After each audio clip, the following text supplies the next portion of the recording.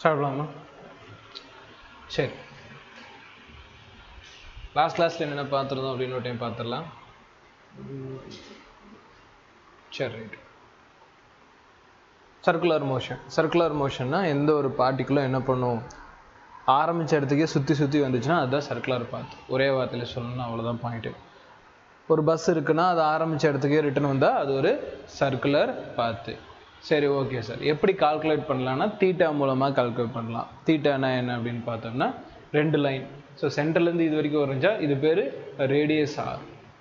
இன்னொரு radius R போட்டுடலாம். For example bus இங்கே இருக்குது, அதுக்கப்புறம் கொஞ்சம் நேரம் இங்கே போய் இது வழியாக பயணித்து இங்கே போய் சேர்ந்துருச்சு.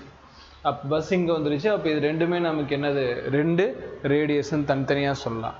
அப்போ இந்த 2 கோட்டுக்கும் நடுவில் இருக்கக்கூடிய அந்த இடைவெளி, அந்த கேப் தான் இந்த இடத்துல தீட்டான்னு சொல்கிறோம். இது பிளைன் ஆங்கிள்னு சொல்லலாம். இதோட யூனிட் என்னது, டிகிரி இல்லையா, ரேடியன்னு சொல்லி கொடுத்தேன். சரி, ரைட்டு. உனக்கு அடுத்த கிளாஸில் சொல்லித்தரம்மா, ஓகேங்களா? உங்களுக்கு நியூவாக நடத்துகிற ஃபஸ்ட்டில் நடத்துவோம் இல்லையா, அப்போ கவனிச்சிக்கலாம். இல்லைனாலும் இதோட இது கட் பண்ணி யூடியூப்பில் வீடியோ போட்டு தான் இருக்கேன். சேனலில் பாரு. போன சர்க்குலர் மோஷன் மட்டும் எடுத்து தனியாக மட்டும் போட்டிருக்கேன். ஏன்னா அது இன்னும் 2 டைம் பாரு. சர்க்குலர் மோஷன் நார்மலாக இருக்காது, வெக்டர் ஃபார்மில் இருக்கிறனால திருப்பி பார்க்குற மாதிரி இருக்கும். அதனால் நான் யூடியூப்லேயும் அதை போட்டிருக்கேன். ஃப்ரீ டைமில் உட்காந்து அதை ஃபுல்லாக பார்த்துக்க. சரி, ரைட், ஓகே.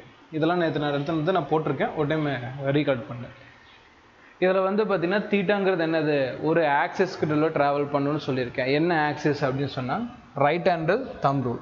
ஒருவேளை சர்க்கிள் பாத்தில் பஸ் எப்படி போச்சுன்னா உன் தம்பு தான் என்னது, இந்த தீட்டாவோட ஆக்சிஸ்ன்னு சொல்கிறது. அப்படி தான் நீ புரிஞ்சுக்கணும். கரெக்டாக பார்த்தீங்கன்னா இதுதான் தீட்டா, இந்த லைன் தான் தீட்டா.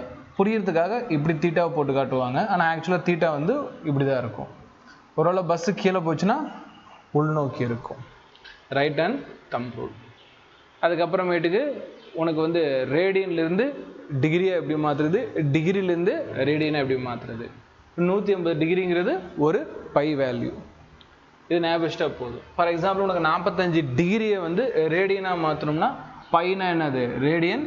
180ங்கிறது என்னது, டிகிரி.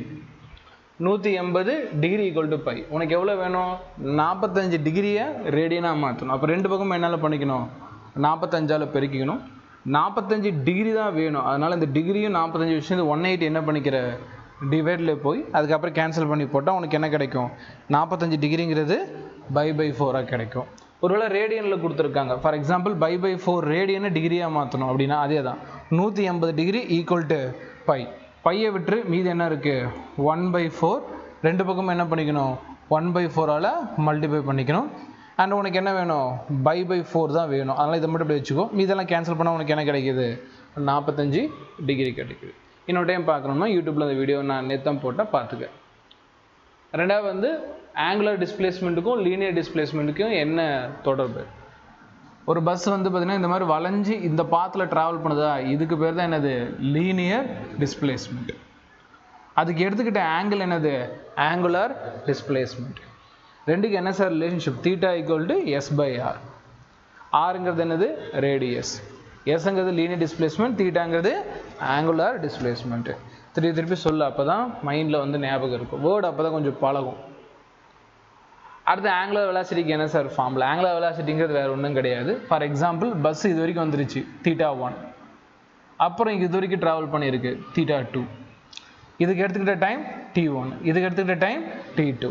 அப்போ ஆங்குலர் வெலாசிட்டி அப்படிங்கிறது என்ன சார் அப்படின்னு கேட்டிங்கன்னா θ2 - θ1 divide by t2 - t1. Instantaneous ஃபார்முலாவும் சொல்லி கொடுத்துட்டேன். ஃபார்முலாஸ் ஒரு டைம் நல்லா படிச்சுக்கோ. அண்ட் இதோட யூனிட்டு, தீட்டாக்கு என்ன யூனிட்டு, ரேடியன் யூனிட்டு. அதுவே பார்த்தீங்கன்னா ஆங்குலர் வெலாசிட்டிக்கு என்ன பார்த்து, ரேடியன் பை செகண்டுங்கிறது யூனிட்டு. இது நல்லா பார்த்துக்கணும்.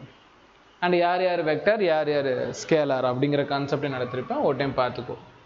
அண்ட் பார்த்தீங்கன்னா ஃப்ரீக்வன்சினா என்ன, ஆங்குலர் வெலாசிட்டினா என்ன. ஃப்ரீக்வன்சிங்கிறது ஒரு ஈவெண்ட் ஒரு குறிப்பிட்ட டைம் பீரியடில் திருப்பி நடக்கிறது. அப்போ 1/T அப்படிங்கிறது ஃப்ரீக்வன்சிக்கான ஃபார்முலா. அது எதோட கம்பேர் பண்ணுற, ஆங்குலர் வெலாசிட்டியோட கம்பேர் பண்ணுற. இப்போ ஆங்குலர் வெலாசிட்டி ஆல்ரெடி ஃபார்முலா என்ன சொல்லியிருக்குது, θ/T. இது வரைக்கும் மேலே இருக்கிறது ஒரு பை, கீழே இருக்கிறது ஒரு பை, 2π. அப்போ பார்த்தீங்கன்னா இந்த ஆங்கிள் டோட்டலாக போயிட்டு வந்துச்சுன்னா அது பேர் 2π.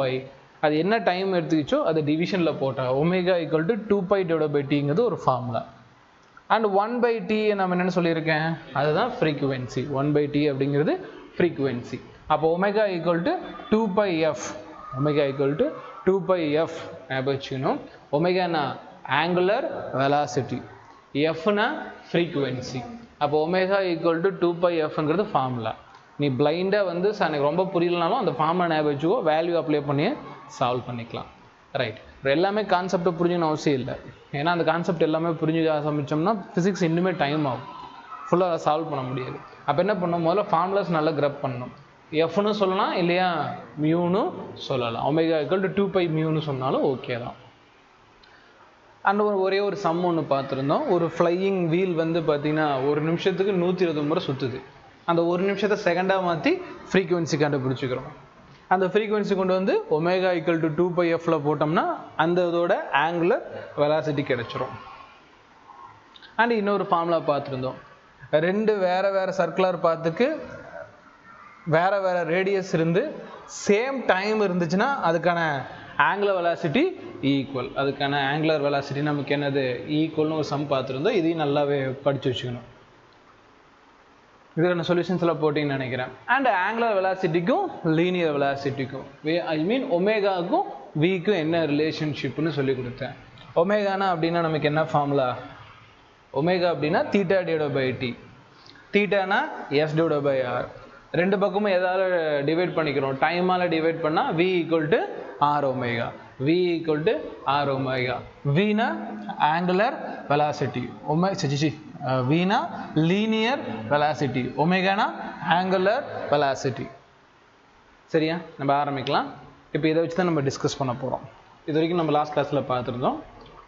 இதில் முக்கியமான பாயிண்ட் என்னன்னு கேட்டிருந்தேன்னா, ரேடியஸ் இருந்தால் ரேடியஸ்க்கு பர்பண்டிகுலர் டைரக்ஷனில் என்ன இருக்கும், அந்த பார்ட்டிகளோட வெலாசிட்டி இருக்கும். அது இப்போ நம்ம பார்த்துடலாம். ஸோ ஹெட்டிங் எழுதிக்கும் வெக்டர் ஃபார்ம்.